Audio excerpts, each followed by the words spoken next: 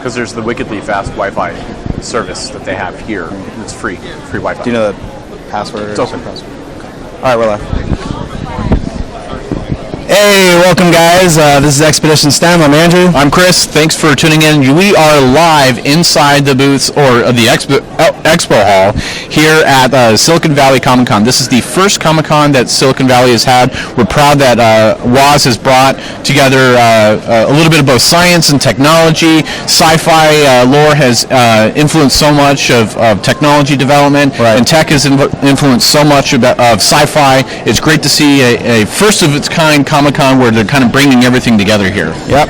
And so we're going to be doing our weekly STEM today, live from ComiCon. And the first category that we're going to talk about is science. So yesterday we got to be front row and center for Captain Kirk, a.k.a. William Shatner, while he was giving his speech. And he had a really good point. He was talking about, he was talking with Steve Wozniak about, science fiction influencing science fact. Science fiction, we have stuff like Star Trek, Star Wars, things like that.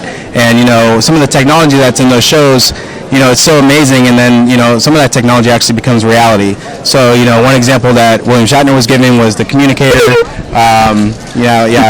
So he said one time when he whipped out a cell phone, people were laughing at him because it looked like a communicator device. The old StarTAC, Motorola StarTAC phone. Of course, everybody remembers the flip of that phone, right, just for that reason. Yeah, so, it's really important. We'll upload the Shatner clip later, but, I thought it was a really good point that he made, a lot of technology, it takes thinking outside of the box and that sort of thing. And so these science fiction writers, they think outside the box all the time, and some of this stuff is actually possible. So I thought it was really good that William Shatner cares a lot about technology coming from science fiction. So let's say this. We're both Star Trek fans. Huge. Yeah.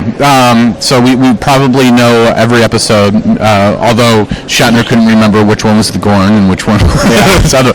But so my question to you is, the Star Trek universe was so rich with technology. They had communicators, they had built-in AI computers, they had holodecks, they had all sorts of medical innovations. If there was anything that you could see come to life in your lifetime that started in the Star Trek universe, what would you have? What do I think is possible, or what would I want? What would you want? Well, two questions. What would you want? What do you think is possible? Okay. We'll start with what I want. Teleportation is definitely what I would want. I think traffic sucks. Yeah, traffic sucks, and you got to ship packages, that sort of thing, and you got to drive, and so I think teleportation would be the sort of best piece of technology to have. I mean, you could live anywhere and work anywhere, so you wouldn't have to live in a crowded city just to work there. Yep. You could live far away and just walk through your Stargate or something like that and show up at work. So teleportation is definitely what I want.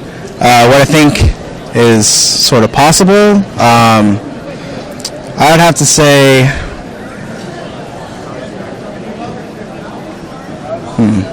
I'd go with the holodeck. Yeah. I don't think it's that outside of the box. I mean, in Star Trek, the holodeck is basically a projection on some walls, that sort of thing.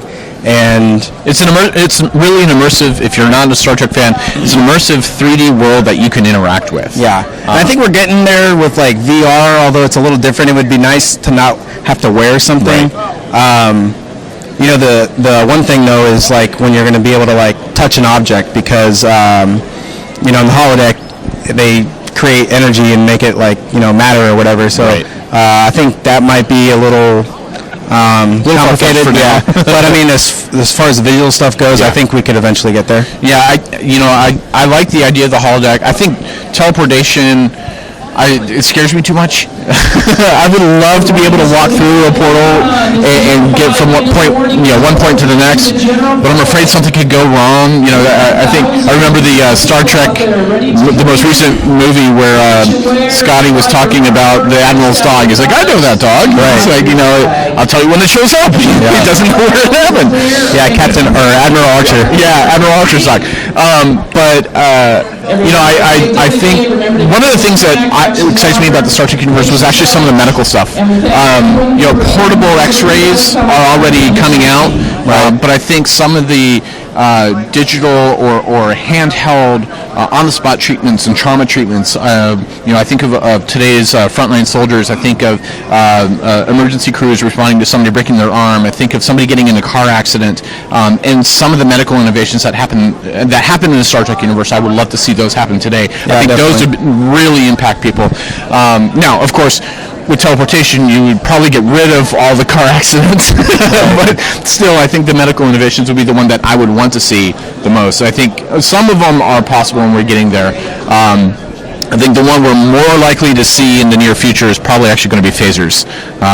People creating some sort of phaser guns. Whether you're able to set them to stun versus kill, I don't know. But I'm sure you get the setting right. Yeah, but I do think that'll probably be the first one from, other than communicators, because we now have cell phones. I think that's the first one that we'll likely see in our lifetime here. And speaking of technology, we're going to move on to our technology category. So if you guys are Back to the Future fans, first of all, you should be here at Silicon Valley ComiCon because Christopher Lloyd's here, Michael J. Fox is here, Leah Thompson's here. And one of the technologies in Back to the Future were the self-lacing shoes by Nike. And that movie came out in like 87 or something, Back to the Future 2, and people have been talking about self-lacing shoes for 30 years now. So they're finally coming to life. Michael J. Fox. And we've got R2 behind us, by the way. Oh, check it out. We got R2 right here. We got the R2 Boaters Club here at Silicon Valley Comic-Con. They have about 8 or so R2s. Check it out. And so, the shoes, Michael J. Fox got the first pair last year for the 30th anniversary. And so now Nike is finally releasing the self-lacing shoes everyone's been waiting for. They don't look like the Back to the Future shoe. They kind of do. It's a little different style, but they still got the lights and everything like that. So, it's going to be something where you step into it and the shoes tighten up. Now, this is going to be the first model, so there's like some sort of like manual settings that you can still tweak with. They said later on everything's going to be automated, but it's basically going to be automated from the start. You'll just have a little bit of tweaking to possibly do. And I think, as I said, the next versions are after, for athletes as they're running, they'll automatically tighten or loosen based upon the performance of the shoe and how the shoe is fitting. Right. There are some manual adjustments that, of course, you can always make for comfort. On top of which, the only way to get in on the new shoe is to be part of the Nike Plus. Yeah, that's an app on your phone, Android or iPhone. And it's a fitness community, so it's a way for you, actually going back to our discussion earlier about the IoT, it's a way for you to use a lot of the sensor data that actually is now being built into shoes, built into your Fitbits or your Nike Fuel Bands, and see how well you're getting healthy, as well as new challenging exercises and things. So it's a very community-based thing. Would you join Nike Plus just to get the shoes? Yeah, because all you got to do is download an app. I don't use Nike Plus, but I'll download an app if that's what it takes to get the Back to the Future shoes, definitely. Yeah, I don't know if I would do it just to... Everybody's about to open ComiCon. We were able to get away with it. Prepare for the flood of people running in behind us. I don't know if I would join Nike Plus for the shoes. Mostly because I don't know if I would wear the shoes. I got fat feet. I got big feet. Shoes fit me funny. It's hard for me to get something. I think for me, feeling is believing. So if I'm able to feel how well it fits, if it does fit better, if it does perform better, maybe then I would be more inclined to join the Nike Plus. I would love to see if they have like a fitting station, so it gives you an option to try it, but that'll be something.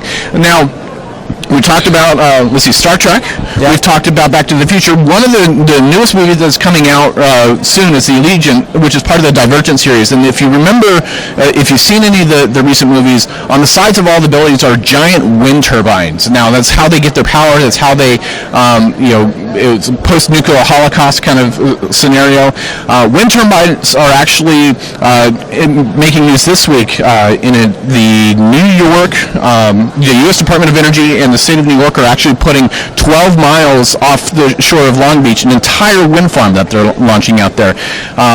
Now, wind energy is something that people have been advocating for a long time. It's something that people have seen as a savior, to getting us off of a coal-dependent or fossil fuel-dependent energy ecosystem.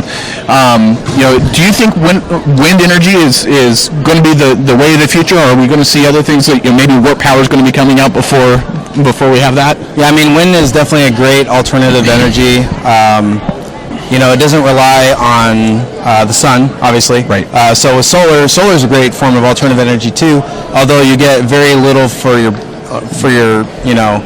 it doesn't produce a lot of energy, and then it's obviously not working at night. So I think in conjunction, if you had solar and wind, then you could you could run your house throughout the day. But generally speaking, yeah, wind is definitely a great form of energy.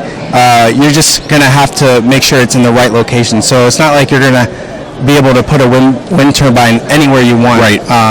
Just like solar panels, they're great on the West Coast, but if they were in England where it's like very cloudy all the time, it doesn't work so well. Yeah. So I think each location has its own sort of resource for renewable energy. Right. So wherever you got a lot of wind, yeah, definitely put a turbine there. That's something actually, if you think about the Netherlands, Germany, many of the Western European countries, they've actually used a lot of wind power.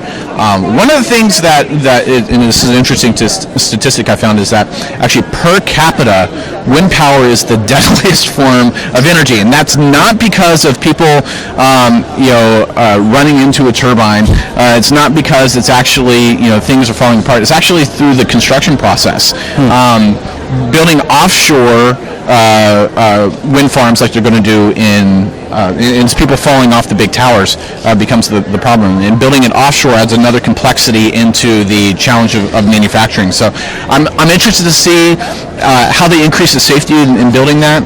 I'm interested to see how the new engineering techniques and how large. I mean, if you haven't seen a wind turbine, a fully functioning wind turbine, come to California or go someplace that actually has them and see the enormity of these massive machines. I mean, a blade can go up to 30, 40 feet in length. Yeah, I've seen some of those blades being driven down the highway as they're making their way to the turbine area, and it takes up. It's not just a tractor trailer. It's like the tractor trailer is like configured even longer just to carry one of these blades. Yeah, and then making a big turn on the highway, they take 2 or 3 lanes across. Hopefully there's no 90-degree bends on the way to the site. But yeah, it's interesting to see.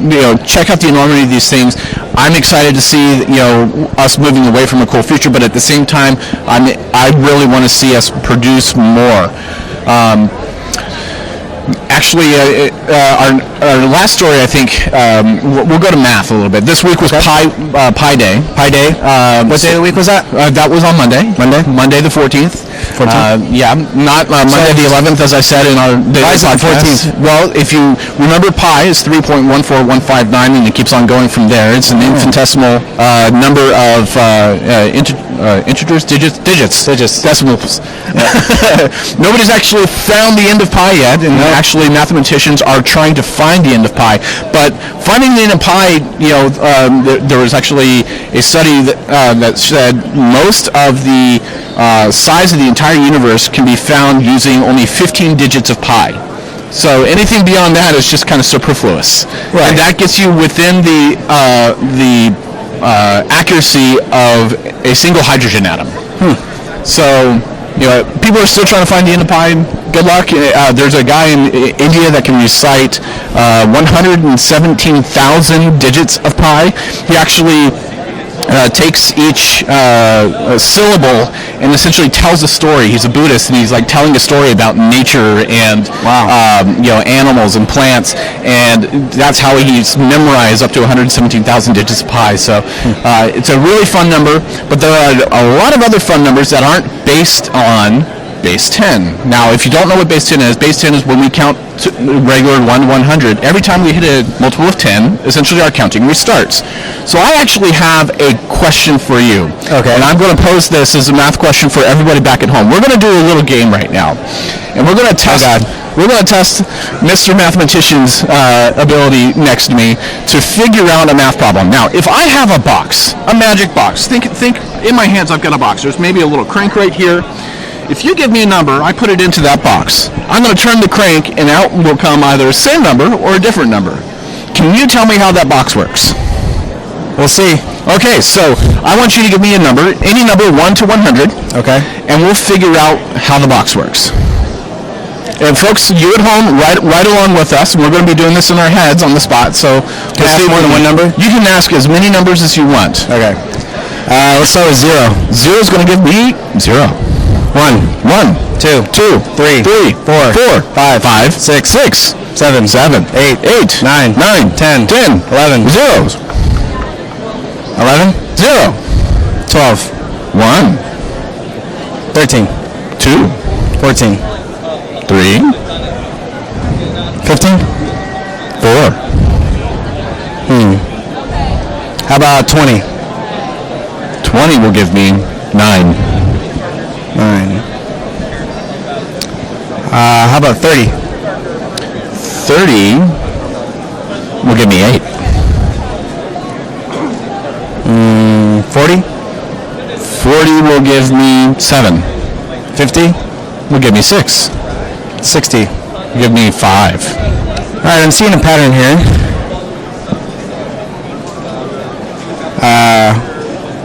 70? What did I ask? Yeah, okay, what was 70? 70 will give me 4. 4. Okay, so if I go up in the multiples of 10, my count decreases by 1. And 0 through 10 is 0 through 10. If I hit 11, it goes to 0.